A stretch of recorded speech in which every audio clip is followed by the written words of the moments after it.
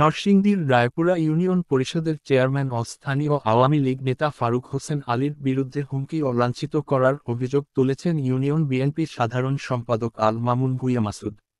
সোমবার ২৮ জুলাই বিকেলে রায়পুরা প্রেসক্লাবের হলরুমে আয়োজিত এক সংবাদ সম্মেলনে লিখিত বক্তব্যে মাসুদ দাবি করেন, অবৈধ বালু উত্তোলনের বিষয়ে সামাজিক যোগাযোগ মাধ্যমে পোস্ট দেওয়ার পর থেকে তিনি নিয়মিত হুমকি পাচ্ছেন।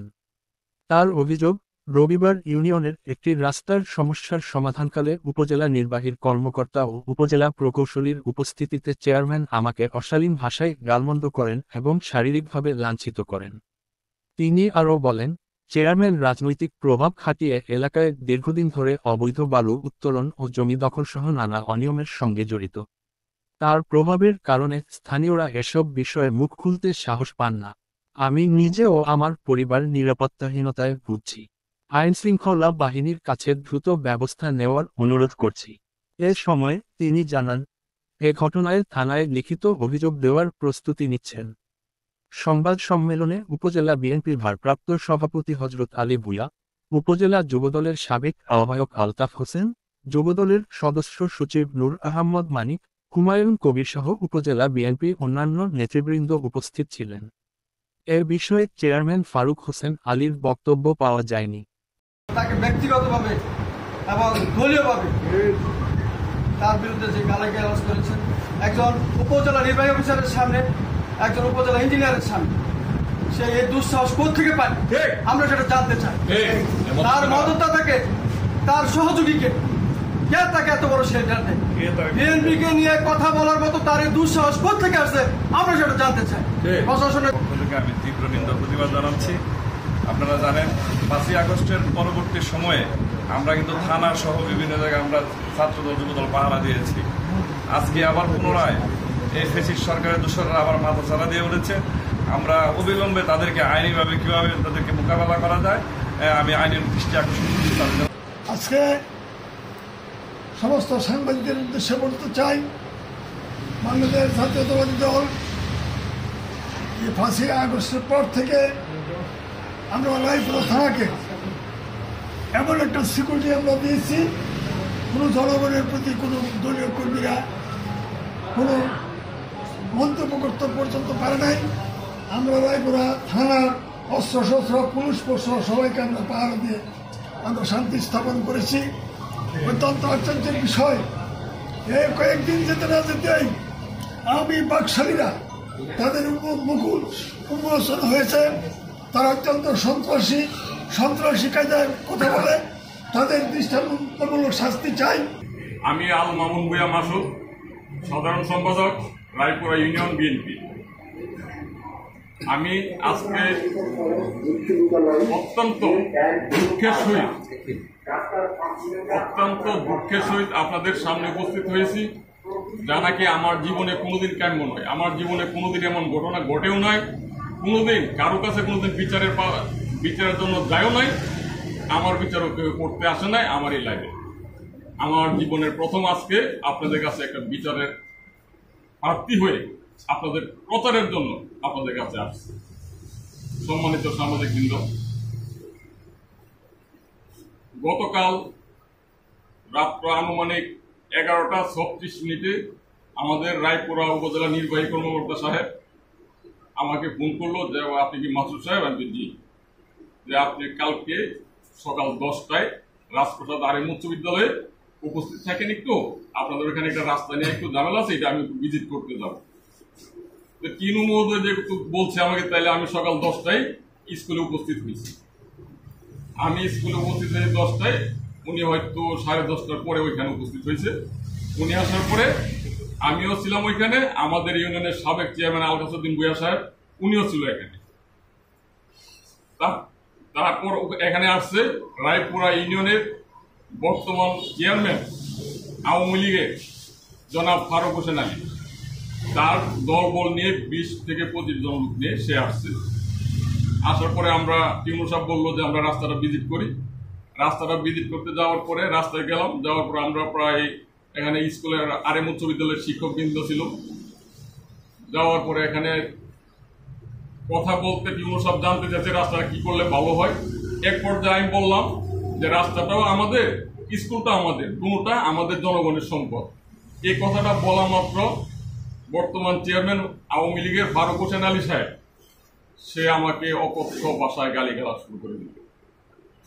দেখ, কোনো কথা নাই এনে, তোর কোনো কথা নাই, তুই এনে কিসের কথা, তুই কি এখানে, তুই এই ইউনিয়নের কি? সে আমাকে বললো যে তুই এই ইউনিয়নের কি, তুই কথা বলার কে? এখানে উনি অনেক বললো। আমি বললাম যে আমি বিএনপি স্যারে। বিএনপি কিনে এই দেশে বিএনপি করে কেনা? কোন শালার ভূতে ইউনিয়নে বিএনপি করে? আত্মাও কাটতালাম যদি কেউ বিএনপি করে। আর এ কথা সে বলছে যে যদি এই ইউনিয়ন থেকে কেউ অ্যারেস্ট হয় তাহলে আত্মাও কাটতে গাঙ্গে পাঠাই দিব, প্রয়োজন বোধে গুলি করে ফেলাই দিব, প্রয়োজন বোধে গুলি করে ফেলাই দিব। এখানে যারা ছিল, আপনার আমার যে কথাগুলি বলবো ওই কথাগুলি সত্যতার জন্য উপস্থিত যারা আছে, সাক্ষী আমি নিয়ে আসছি, এখানে যারা ছিল তাদের কাছ থেকে আপনারা জানতে পারেন যদি আমি একটা কথা মিথ্যা বলি। আমার আফসোস, রায়পুরা উপজেলার সর্বোচ্চ ব্যক্তি, রায়পুরা উপজেলার সর্বোচ্চ ব্যক্তি যে নাকি আমাকে ফোন করে নিল, তার উপস্থিতিতে এবং রায়পুরা উপজেলা ইঞ্জিনিয়ার সাহেব, তারা দুইজনের উপস্থিতিতে একজন জনপ্রতিনিধি কিভাবে আমাকে বলে যে গুলি করে মাইরা ফেলবে, হাত পাও কাটা ফেলবে। এবং আমি এটা এখানে কারো মুখ থেকে একটা প্রতিবাদ আমি শুনতে পেলাম না যে আপনি এটি বলেন কেন, কেউ বলে না। আমি নীরব ভূমিকা এখন পালন করছি। এখন আমি দেখতেছি আজকে আমি ওই ইউনিয়নে আমি সম্পূর্ণ নিরাপত্তাহীনতায় ভুগতেছি। আমি এখন আজকে আপনাদের এখানে বক্তৃতা দিতেছি, আপনাদের এখানে আমি সাংবাদিক সম্মেলন করতেছি, করার পরে আমি হয়তো আজকার পরে 15 দিন হয়তো জানতে পারবেন যে আমাকে মেরে ফেলছে, এমনও হইতে পারে। হয়তো দেখবেন আমার বাড়িঘর ভেঙে ফেলছে, নয়তো আমার বিএনপির যে কার্যালয় আছে মৌলিবাজারে, হয়তো আমার বিএনপির কার্যালয়ে হামলা করছে, এমন ঘটনা ঘটতে পারে। আমি যেটা ধারণা করছি তার হুমকির মাধ্যমে, আমি এই ধারণা করার কারণে আমি সম্পূর্ণ নিরাপত্তাহীনতায় ভুগতেছি। আমি সংবাদ সম্মেলন করতেছি এবং ফারুক হোসেন আলী সাহেব সে কেন যে আমার প্রতি এত আক্রোশ, বিএনপির প্রতি এত আক্রোশ আমি বুঝতে পারি না। তবে একটা জিনিস আমি অনুমান করতেছি, গত পরশুদিন আমি একটা ফেসবুকে একটা লেখা লিখছিলাম যে রায়পুরা ইউনিয়নের নদীতে, মেঘনা নদীতে চুম্বক ডেজার্ট দিয়ে বালু উত্তোলন হইতেছে অবৈধভাবে। দয়া করে প্রশাসনের দৃষ্টি আকর্ষণ করছি, এটা যেন অতি দ্রুত বন্ধ হয় এবং আইনগত ব্যবস্থা নেওয়া হয়। পরশুদিন আমি ফেসবুকে লেখাটা লিখছি।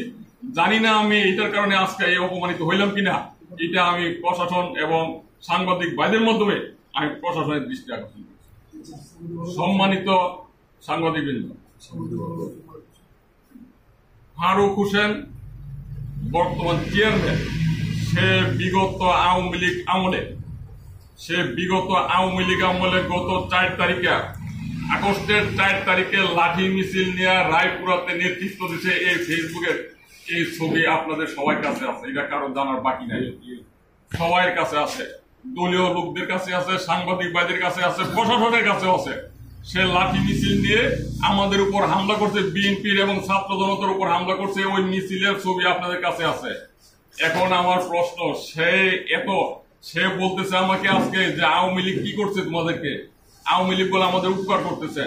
এখন আমার প্রশ্ন, সে 5 তারিখ আগে এদিকে আমাদের উপকার করা হইলো, সে লাঠি দাও নিয়ে যদি মিছিলে আসে, সে আমাদের উপর হামলা করছিল, ওই প্রমাণ ফেসবুকে আছে, ভিডিওতে আছে। তারপরে সে আজকে আবার আমাকে মারার জন্য হুমকি দেয়, সে আমার হাত পাকাইতে ফেলবে, আমাকে তুচ্ছ তাচ্ছিল্য ভাষায় গালিগালাজ করবে। এখন আমার প্রশ্ন, সে বলছে কিসের বিএনপি, বিএনপি কিসের? এই ইউনিয়নে কোনো বিএনপি করতে পারবে না। তার এই কথা বলার অধিকার কে দিল? তার পেছনে এমন কি শক্তি আছে যে সে এখন বলতে পারবে যে এই ইউনিয়নে কেউ বিএনপি করতে পারবে না?